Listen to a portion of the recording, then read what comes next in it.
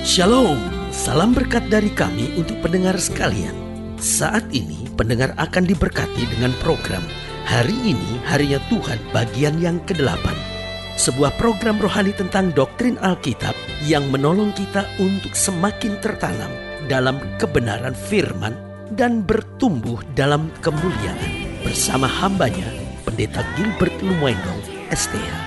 Banyak orang merasa doktrin Alkitab sebagai sesuatu yang membingungkan. Tetapi tahukah saudara bahwa doktrin Alkitab intinya adalah memahami Alkitab dengan benar, dengan pemahaman yang sistematis, sehingga kita terus dapat tertanam di dalam kebenaran firman, sehingga kita terus bertumbuh di dalam kemuliaan Allah. Buka hati saudara sekalian untuk menerima berkat-berkat firman-Nya hari ini. Paulus adalah tokoh yang sangat luar biasa di dalam firman Tuhan, karena hampir lebih dari setengah dari perjanjian baru ditulis oleh Paulus. Nah, tetapi tahukah saudara bahwa Paulus yang begitu luar biasa dipakai oleh Tuhan tidaklah memiliki latar belakang yang baik. Paulus adalah seorang yang tadinya bernama Saulus dalam kejahatan yang luar biasa, membunuh orang-orang percaya dan menganiaya orang-orang yang melayani Tuhan. Tetapi Allah tidak pernah kekurangan cara. Allah punya cara yang sangat luar biasa. Dan itu mengingatkan kepada kita bahwa kita gak bisa batasi siapapun. Kita kadang-kala cenderung melihat latar belakang hidup seseorang, dan kita cenderung kadang-kala melihat latar belakang hidup kita, lalu kita berkata, saya gak bisa dipakai oleh Tuhan. Tetapi saudara-saudara yang kasih dalam Tuhan, kalau kita menggali dan mempelajari kisah Paulus ini, kita ada pada sebuah kesimpulan bahwa setiap orang yang mau, setiap orang yang berserah kepada Tuhan, setiap orang yang berani. Jadi saya ulangi sekali, setiap orang yang mau, setiap orang yang berserah, dan setiap orang yang berani untuk menyerahkan hidupnya kepada Tuhan. Saudaraku yang kasih dalam Tuhan, Allah punya cara yang luar biasa. Allah akan memakai kehidupannya untuk menyatakan kemuliaannya bagi banyak orang. Haleluya. Selamat datang dalam program kita hari ini, Harinya Tuhan, sebuah program rohani yang mengingatkan kepada kita bahwa firman Tuhan tetap adalah dasar kehidupan kita. Karena jika kita berjalan seturut dengan kemauan, keinginan, kekuatan dunia ini, maka hari-hari kita menjadi hari-hari penuh air mata. Tetapi selama kita berjalan pada firman Tuhan, tantangan ada, masalah ada, beban kadang-kala begitu berat, tetapi kasih Tuhan memberikan ketenangan, kasih Tuhan memberikan damai sejahtera, kasih Tuhan memberikan kemampuan untuk kita menghadapi segala perkara. Haleluya.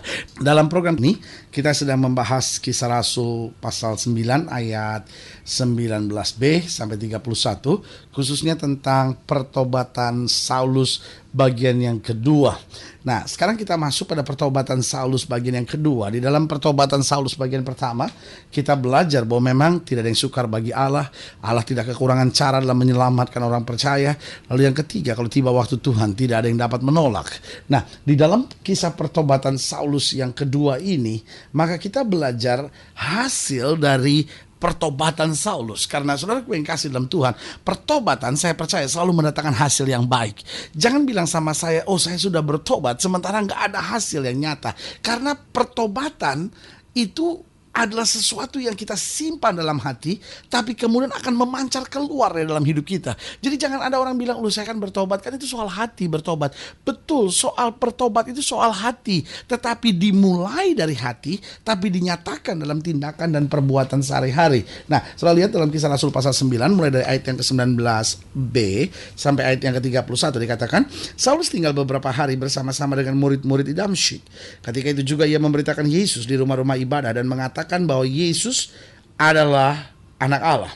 Nah, semua orang yang mendengar hal itu heran dan berkata, bukankah dia ini yang di Yerusalem mau membinasakan barang siapa yang memanggil nama Yesus ini? Dan bukankah ia datang ke sini dengan maksud untuk menangkap dan membawa mereka ke hadapan imam-imam kepala? Akan tapi Saulus semakin besar pengaruhnya, dan ia membingungkan orang-orang Yahudi yang tinggal di Damsyik, karena ia membuktikan, haleluya, bahwa Yesus adalah Mesias.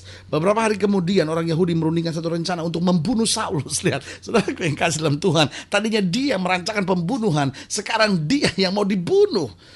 Ayat 24, tetapi maksud jahat itu diketahui oleh Saulus. Siang malam orang-orang Yahudi mengawal semua pintu gerbang kota supaya dapat membunuh dia. Sungguh pun demikian, pada satu malam murid-muridnya mengambilnya dan menurunkannya dari atas tembok kota dalam sebuah keranjang. Setibanya di Yerusalem, Saulus mencoba menggabungkan diri kepada murid-murid, tetapi semuanya takut kepadanya karena mereka tidak dapat percaya bahwa ia juga seorang murid. Tapi Barnabas menerima dia dan membawanya kepada rasul-rasul dan menceritakan kepada mereka bagaimana Saulus melihat Tuhan di tengah jalan dan bahwa Tuhan berbicara dengan dia dan bagaimana keberaniannya mengajari Damsyik dalam nama Yesus. Dan Saulus tetap bersama-sama dengan mereka di Yerusalem dan dengan keberanian mengajar dalam nama Tuhan. Ia juga berbicara dan bersoal jawab dengan orang-orang Yahudi yang berbahasa Yunani, tapi mereka itu berusaha membunuh dia.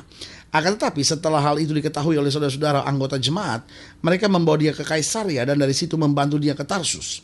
Selama beberapa waktu jemaat di seluruh Yudea, Galilea dan Samaria berada dalam keadaan damai. Jemaat itu dibangun dan hidup dalam takut akan Tuhan. Jumlahnya makin bertambah besar oleh pertolongan dan penghiburan Roh Kudus. Nah, saudaraku yang kasih dalam Tuhan, Saulus punya kesaksian hidup yang luar biasa. Dan itu membawa dia pada satu kata yang bernama pertobatan. Tetapi sekarang pertobatan bukan langkah akhir. Ada banyak orang pikir, aduh saya udah bertobat, puji Tuhan. Kita dengar kabar bahwa, oh dia udah bertobat ya, aduh puji Tuhan. Tapi tahukah saudara bahwa pertobatan bukanlah garis finish, tapi pertobatan adalah garis start. Pertobatan adalah langkah awal, bukanlah langkah akhir. Artinya bahwa pertobatan kita harus menghasilkan sesuatu. Nah, dari ayat-ayat bacaan ini yang kita belajar apa sebetulnya hasil pertobatan Saulus. Yang pertama, coba lihat ayat 19b ini, dikatakan Saulus tinggal beberapa hari bersama-sama dengan murid-murid di Damsyik. Ketika itu juga ia memberitakan Yesus di rumah-rumah ibadat dan mengatakan bahwa Yesus adalah anak Allah. Semua orang yang mendengar hal itu heran dan berkata, bukankah dia ini yang di Yerusalem mau membinasakan barang siapa yang memanggil nama Yesus ini? Dan bukankah ia datang ke sini dengan maksud untuk menangkap dan membawa mereka ke hadapan imam-imam kepala? Akan tapi Saulus semakin besar pengaruhnya dan ia membingungkan orang-orang Yahudi yang tinggal di Damsyik karena ia membuktikan bahwa Yesus adalah Mesias. Berarti yang pertama, hasil pertobatan dari Saulus, yang pertama ia membawa berita tentang Yesus. Nah, saudaraku yang kasih dalam Tuhan, orang yang bertobat pasti akan membawa berita tentang Yesus. Nah, mungkin saudara mendengar program ini dan berkata, bagaimana caranya saya membawa berita tentang Yesus? Ada dua cara bagaimana kita membawa berita tentang Yesus. Yang pertama, kita membawa berita tentang Yesus lewat kehidupan kita, lewat tindakan kita, lewat cara kita menyelesaikan masalah, lewat cara kita do business, cara kita pacaran, cara kita, nah lewat itu yang pertama. Tapi yang kedua, kita juga memberitakan tentang Yesus, membawa berita tentang Yesus lewat perkataan kita. Nah, dua-duanya harus bersama-sama. Ada banyak orang yang ngomong tentang Yesus, tapi hidupnya sama sekali berbeda. Tapi sebaliknya ada orang yang hidupnya cukup baik, tapi nggak berani bicara tentang Yesus. Nah, saudaraku yang kasih dalam Tuhan, ini bukan soal mana yang lebih baik. Buat saya, dua-duanya harus berjalan bersama-sama. Karena hidup kita harus membuktikan, tetapi perkataan kita harus menjelaskan. Jadi dari sini kembali saya mau ingatkan buat saudara bahwa hasil pertobatan Saulus, yang pertama ia membawa berita tentang Yesus. Itu sebabnya Paulus dengan tegas berkata dalam firman Tuhan, kamu adalah surat Kristus yang terbuka yang dapat dibaca oleh setiap orang. Jadi saudaraku yang kasih dalam Tuhan, saya tidak percaya pertobatan seseorang kalau dia sendiri tidak membawa berita tentang Yesus. Karena inti dari sebuah pertobatan adalah berita tentang Yesus harus tersiar. Saudaraku yang kasih dalam Tuhan, itu bukan berarti kita memaksakan bahwa setiap orang harus jadi Kristen. Saudaraku yang kasih dalam Tuhan, makanya saya suka dengar istilah kristenisasi. Tahukah saudara, kristenisasi adalah kejahatan. Alkitab tidak pernah mengajarkan kita untuk mengkristenkan siapapun. Tugas kita membawa berita, tugas kita membawa damai, tugas kita menabur kasih. Berarti saudaraku yang kasih dalam Tuhan, siapapun penyebab, siapapun pelaksana dari tindakan kristenisasi, dia adalah seorang yang melakukan kejahatan. Kenapa? Karena saudaraku yang kasih dalam Tuhan, bukan itu yang Kristus ajarkan, bukan itu yang Kristus sampaikan. Yang Kristus sampaikan adalah bawa damai, bawa terang, kabarkan berita baik, berita sukacita, bahwa keselamatan disediakan bagi setiap mereka yang percaya di dalam nama Yesus. Haleluya. Karena itu Alkitab tegas berkata bahwa di bawah kolong langit ini tidak ada nama lain yang olehnya manusia selamat kecuali di dalam nama Yesus. Agama boleh banyak, nabi boleh banyak, tapi Tetapi keselamatan hanya ada di dalam Yesus Kristus Tuhan. Karena itu Alkitab dengan tegas berkata, karena begitu besar kasih Allah akan dunia ini, sehingga Ia mengaruniakan anaknya yang tunggal, supaya barang siapa yang percaya kepadanya tidak binasa, melainkan beroleh hidup yang kekal. Yang kedua saya pelajari, apa hasil pertobatan Saulus? Lihat ayat yang ke-23, beberapa hari kemudian orang Yahudi merundingkan satu rencana untuk membunuh Saulus. Tetapi maksud jahat itu diketahui oleh Saulus. Yang malam orang-orang Yahudi mengawal semua pintu gerbang kota supaya dapat membunuh dia. Sungguh pun demikian, pada satu malam murid-muridnya mengambilnya dan menurunkannya dari atas tembok kota dalam sebuah keranjang. Berarti yang ketiga, hasil pertobatan Saulus, ia setia di tengah tantangan. Oh saudaraku yang kasih dalam Tuhan, pertobatan tidak membuat seorang itu jadi cengeng. Pertobatan tidak membuat seorang itu menjadi mudah kecewa, mudah menangis, mudah tinggalkan Tuhan. Ternyata ikut Tuhan kok berat ya, ikut Tuhan kok banyak tantangan ya. Sekarang saya mau melayani Tuhan baik-baik, kok malah mau dibunuh, kok malah diomongin orang, kok malah difitnah. Tapi saudaraku yang kasih dalam Tuhan, pertobatan yang sungguh, yang pertama membawa berita tentang Yesus. Yang kedua, membuat kita setia di tengah-tengah tantangan, karena kita tahu bahwa setiap kali kita mau dekat dengan Tuhan, tantangan itu ada. Tapi semakin kita dekat dengan Tuhan, semakin kita tahu ada kekuatan menghadapi segala perkara. Haleluya. Yang ketiga, yang terakhir saya pelajari pada ayat yang ke-26, dikatakan apa? Setibanya di Yerusalem, Saulus mencoba menggabungkan diri kepada murid-murid, tapi semuanya takut kepadanya karena mereka tidak dapat percaya bahwa ia juga seorang murid. Tapi Barnabas menerima dia dan membawanya kepada rasul-rasul dan menceritakan kepada mereka bagaimana Saulus melihat Tuhan di tengah jalan dan bahwa Tuhan berbicara dengan dia dan bagaimana keberaniannya mengajari Damsyik dalam nama Yesus. Berarti yang pertama, hasil pertobatan Saulus, ia membawa berita tentang Yesus. Kita semua harus membawa berita tentang Yesus lewat hidup kita dan lewat perkataan kita. Lalu yang kedua, ia setia di tengah tantangan. Berarti setiap kita tahu di depan kita ada tantangan, tetapi tetap setia. Dan yang ketiga, ia berkumpul dengan murid-murid yang lain. Saudaraku yang kasih dalam Tuhan, orang yang bertobat itu dia jaga pergaulannya. Orang yang bertobat lepaskan diri dari pergaulannya. Kenapa? Karena Alkitab sudah bilang pergaulan yang buruk menghancurkan kebiasaan yang baik. Itu bukan berarti orang percaya itu menjadi orang yang eksklusif, tidak mau bergaul dengan orang berdosa, bukan itu. Tetapi orang percaya adalah orang yang menguatkan imannya, berkumpul bersama, saling menguatkan, saling menghibur. Makanya setiap orang yang bertobat harus tertanam di gereja lokal.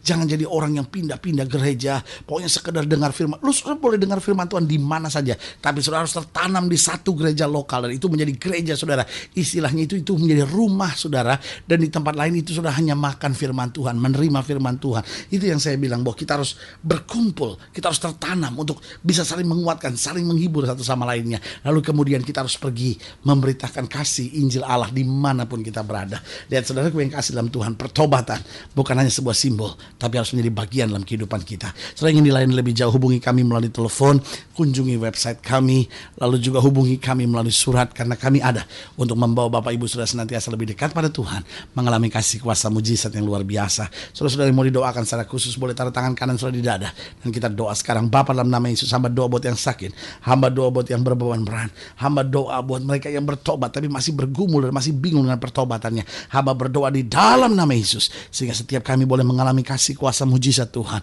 Pertobatan kami boleh nyata, kami boleh senantiasa membawa berita tentang Yesus, setia di tengah tantangan, dan senantiasa kuat bersama dengan murid-murid yang lain. Di dalam nama Yesus kami berdoa. Haleluya. Amin. Saudaraku yang kasih dalam Tuhan, kita sudah berdoa. Ingat, Allah tidak pernah lalai menepati janjinya. Inilah saatnya buat kita untuk bangkit bersemangat, bersuka cita menghadapi segala perkara, karena kita tahu bersama dengan Yesus kita cakap menanggung segala perkara. Doa saya menyertai saudara sampai berjumpa pada program berikut, dan jangan lupa jadikan hari ini harinya Tuhan. Haleluya. Tuhan. Haleluya. Tuhan.